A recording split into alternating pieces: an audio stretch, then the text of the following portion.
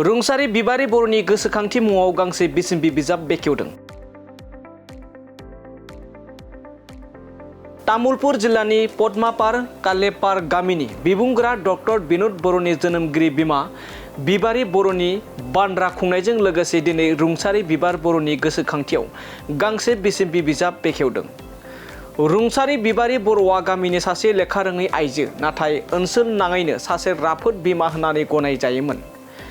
गाव लेखा रोङाब्लाबो गावनि गथ'खौ माबायदि बेंनांगौ बेनि रोंगौथिखौ बिदिन्थि महरै गामिनि सुबुंफोरा गनायो।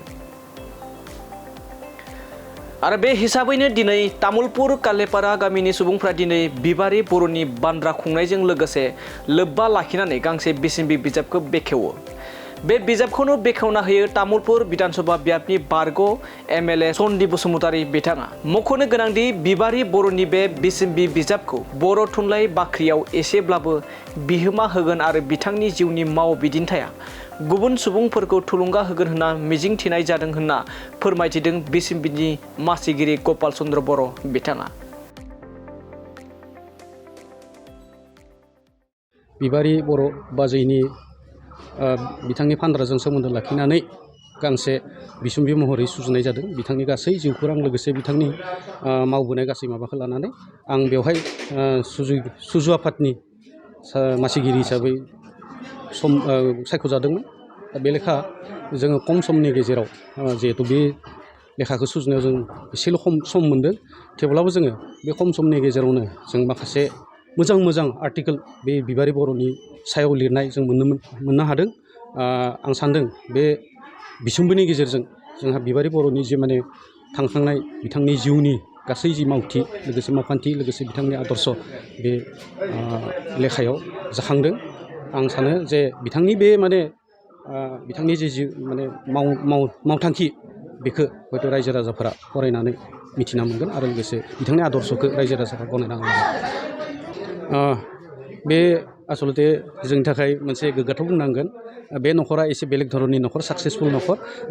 जोंहा बिबारि बर'नि फिसाज्ला जिथु फिसाज्ला सानै आरो फिसाजो सासे जा बिथां बिनद बर', बिथाङा डक्टरेट आरो लोगोसे दा कलेजाव बिबुंगिरि हिसाबै खामानि मावदों। लोगोसे बिथांनि नैथि फिसाज्ला बिजय बर', बिथाङाबो CRPFनि सासे हेड कनस्टेबल आरो फिसाजो उन्दै बिनिता बर', बिथाङाबो मास्टार डिग्रि लाखांनानै गंसे गेजेर फरायसालियाव फोरोंगिरि हिसाबै मावनानै दोङो।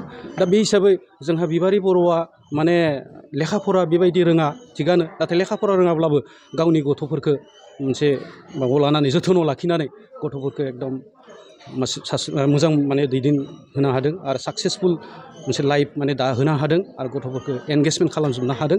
बे लेखा जों सान्दों जे बिथाङा लेखा फरा रोङाब्लाबो सासे माने समाजनि जोंनि हारिनि सासे माने आदर्शगिरि हिसाबै जों सान्दों आरो बे हिसाबैनो जोंहा न'खराबो बेखौ माने साननानै जोंनो मोनसे इडिट'रियेल बर्ड फिसा दानानै होदोंमोन आरो बे हिसाबै जों माने बे बिसम्बिखौ जों माने सेबखांनानै दिहुननाय जादों।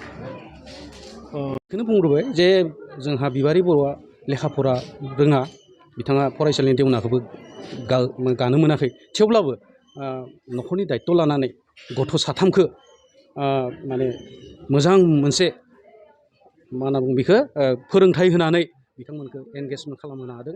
आरो लोगोसे मोनसे बाथ्रा बुंनांगोन, दिनैनिफ्राय बिथां रुंसारि जानायनि सिगाङाव 10 बोसोर सिगाङावनो बिथांनि माने आंगो फिसाय भबन चन्द्र बर'आ बे संसारखौ नागारलांदों। थेवब्लाबो बिथाङा बै माखासे आद्रा समखौ बानस'ना लानानै बे न'खरखौ खुंनायजों लोगोसे गथ' गथायफोरखौ मोजाङै माने लामा दिन्थिहोनो हादों।